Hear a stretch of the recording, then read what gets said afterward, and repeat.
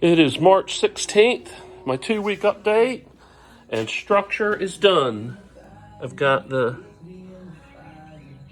rockers welded in, got the rear passenger floor welded to the front passenger floor, got the rust repaired in the rockers, and I've connected the rockers to the A-pillar here.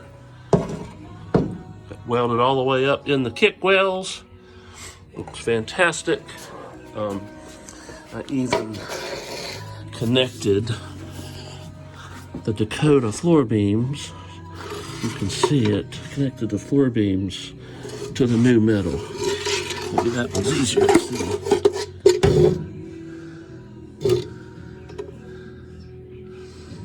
That looks really good. So those floor beams on the Dakota are connected to the 4-inch drop. Welded from the back, and then the rockers, or the 4-inch drop, that web goes down where the floor beam is, all the way to the bottom of the rocker, and it does the same on this side too. So you really need a lift to see this well. The cowl is welded in. The cowl came out great. You can see that the 51 Plymouth is bottomed out on that Dakota firewall, as low as it'll go. So it's not getting any more than a 4-inch drop. There's the cowl welded in. This is that doubler plate that I added because the Dakota steering column depends on the strength of the cowl in the firewall here, and that turned out really good. That structure is done. I oiled everything to keep it from rusting because I don't know how long it's going to be before I get Dynamite in it. What's that, buddy? Can't tell if you're saying pat the old car or paint the old car. This is not new, but I just cleaned it up with a wire wheel, but that looks really good. Trunk lid is mounted. It closes and latches real nice.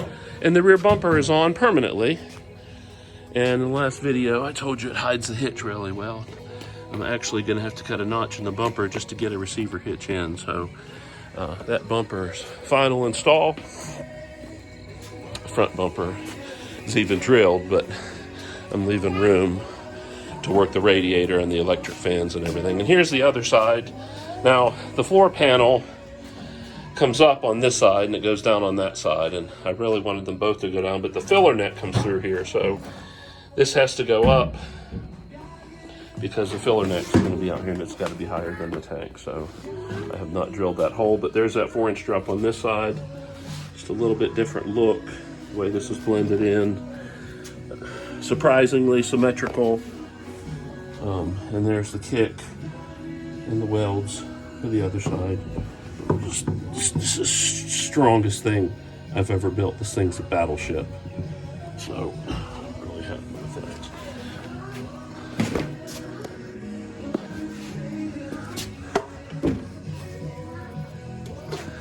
And then one more look at the cowl and we're done. Structure is done. I've got to cut this airbag controller mount out of there. It's kind of bothering me now, but and this jack, but I'm going to start fitting seats. Put the fuel tank in next. Brake master cylinder, the booster, and I have brakes and fuel here. Probably the next work day I have. Probably next weekend. Appreciate you letting me share the 51 Concord on the 99 Dakota truck. Stance is looking great. Finish is looking great. The structure is like a freaking battleship.